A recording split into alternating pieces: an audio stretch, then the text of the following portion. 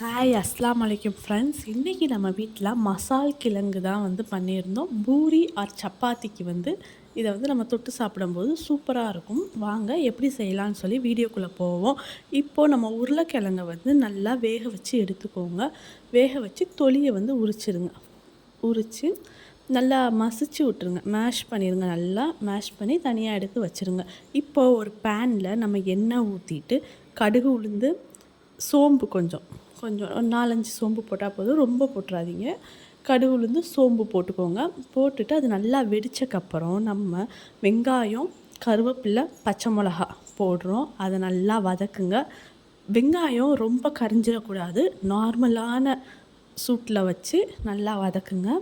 வதக்குனக்கப்புறம் நம்ம தேவையான அளவு உப்பு போடுறோம். மஞ்சப்பொடி கொஞ்சம் போட்டுக்கோங்க.